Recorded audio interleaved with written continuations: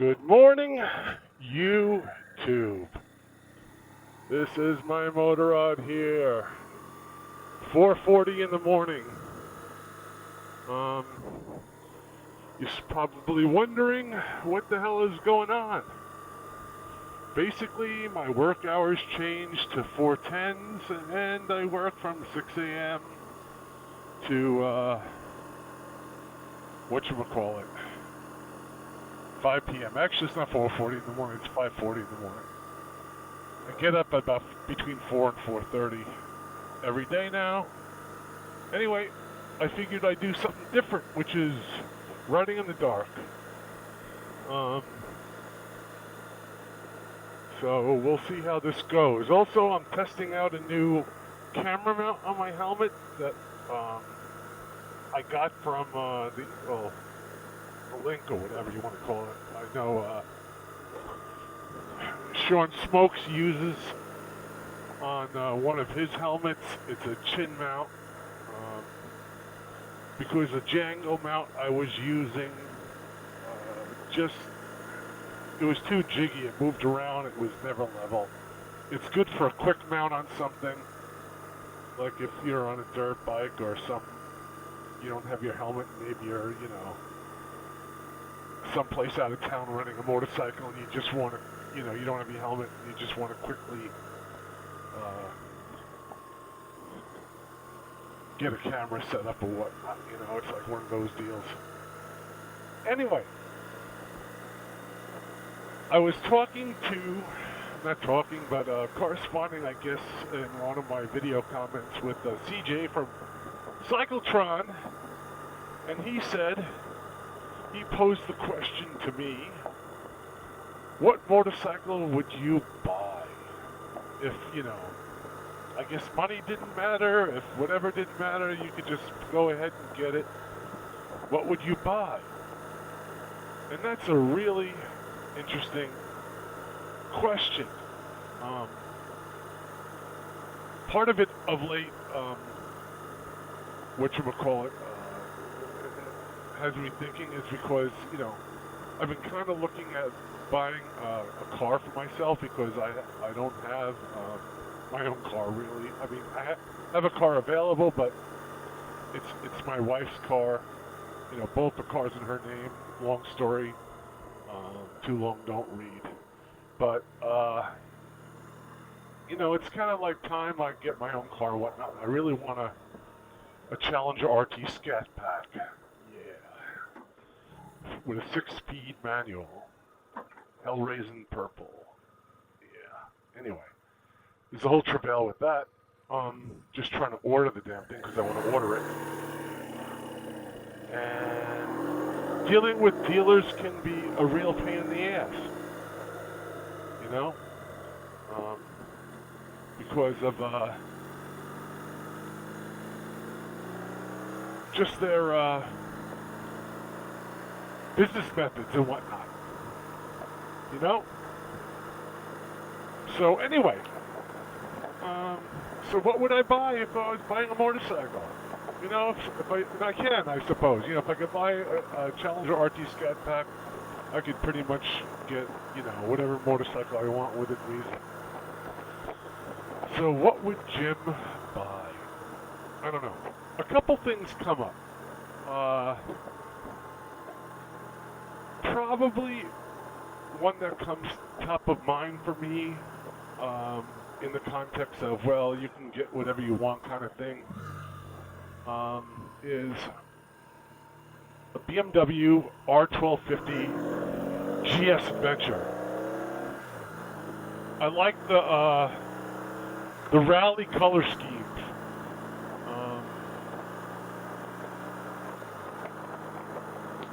It's kind of like a red, white, blue color scheme. This past year, they also had another one called the 40th anniversary colors. It looks like a bumblebee, black and yellow. I like that a lot too, but that was just 1 year. So I'd be pretty much limited to whatever other color palettes I have. So that would be my first choice, most likely. Up there, second choice, boy, it would be a toss-up, really. I like the R18B, which is sort of like the street glide version of the R18. I think they're pretty cool. You know, but they kind of have a limited color palette. You can get black, you can get metallic, or you can get, what is it called? Galaxy Dust, which is like this purple that shifts to blue. I like that color best out of the three choices. So there's that. Or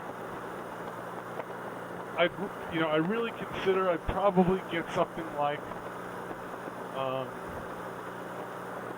road glide special, maybe, if they come out with a billiard color again.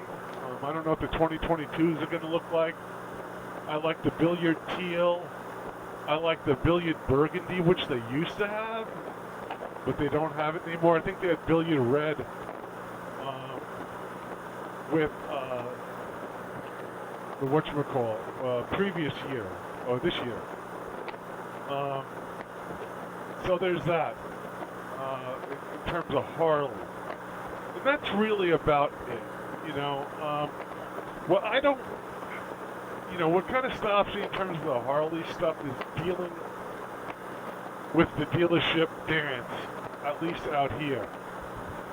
I don't know how you guys feel about it, you know, what your experiences are, but, you know, from when I've talked to folks or looked at online reviews too, and other things, the dealers out here, they kind of charge a lot of dealer tax. They stack in additional dealer profit on ridiculous things like, I've heard people paying $900 dock fees at Harley-Davidson to Scottsdale. They charge for setup when Harley-Davidson reimburses dealers for it. They charge outrageous interest rates. You know, they stack in points over there on loans. So you kind of have that. And it really, you know, so if you want to get a halfway decent deal, it's almost like you have to go to battle with them. And then it becomes a battle of endurance, you know, because they'll keep you there as long as possible to wear you down. You know, my experience when I bought my RT was, I mean, I did some of the paperwork back and forth online and faxing. So the actual time I spent in the dealership was like maybe an hour. And I consider that reasonable. But I've heard people, you know, being in a dealership, you know, 2.5, 3, 4 hours, and they just wear your ass down. And just not interested in your service plans, not interested in your crazy dock fees, you know. And like I said, I think there are people that are really brand tribal about it. They're willing to put up with it. And I wouldn't put up with it with BMW, a Japanese motorcycle, Harley-Davidson, Indian, Triumph. Don't matter. I'm just not interested in the American car and vehicle dealer rope-a-dope. It's just not my thing. It just isn't. And I don't know how you guys feel about it, but I think it's something that they really need to figure out. From a corporate perspective, you know, they kind of let it perpetuate, you know, and I think it does bad things for the perception of brands, and I don't know, it's just not an ethical way to do business. You know, they make a lot of money on it, they're successful at it, but it doesn't make it right. And if you want to know what I mean, in terms of some of the practices, all you have to do is go on YouTube and look up Andy Elliott or Steve Richards, and you'll see some of their business methods and whatnot, and it'll make your stomach turn. And you'll go into a car dealer or a motorcycle dealer, and you'll experience these things. If you watch these videos, it's like you look back and you'll say, Jesus Christ. I experienced this. And they're fucking thieves. Absolutely thieves. Anyway, so there's that with in terms of Harley, but even other motorcycles, you know, there are a couple BMW dealers here where I wouldn't use. I wouldn't buy a bike from them. They're heavily invested in ADP, you know, additional dealer profit. And they'll try to take the bread out of your mouth after, you know, before they take the fillings out of your teeth. So there's always that, you know, so if I was going to buy a BMW, I'd probably go down to Tucson, to Iron Horse Motorcycles. They're independent, you know, where the BMW dealers in the valley where I live are, one is a regional chain and the other one's a national chain, you know, and they're more mom and pop down in Tucson. I could probably get, I don't want to say not only like a more reasonable deal, but, you know, a little more straightforward process. You know, as far as Harley Davidson, the only dealer I know about that kind of plays it straight is Laidlaw's, the LA area. And for me, that's like almost, you know, like a 375-mile trip. If I was really interested in Harley, I guess that's what I would do. You know, I'd go out there and screw the local idiots, I guess, or maybe I'd try one local idiot just to see if I'm full of shit about, you know, what I think is going on. Just to talk to them. You know, because a while back, I guess about, what the hell was it? Maybe a month and a half, 2 months ago, you know, I went to Harley Davidson Scottsdale and I had a discussion with the salesman. I told him straight up my experiences, like I said, buying my BMW and what my expectations were. And, excuse me, and the looks on their faces was priceless. It's like they kind of looked at each other like, you know, we don't do things that way. Yeah, right. Whatever. You know, like they want to shine me on a little bit. We'll work with you. You know, there was a little uncomfortability on their side of it because I guess on some level they're honest in the sense that they know that their processes probably don't work the way I'd like. And there we are. It's just crazy. Anyway, I want to thank CJ for bringing up this subject. That's about it, you know.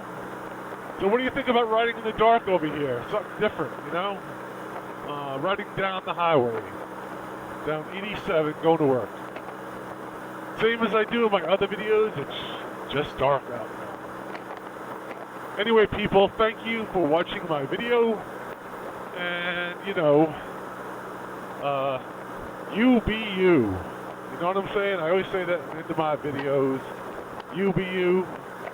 Because everybody else is taken. Trust me, they are. Don't try to please by being someone else.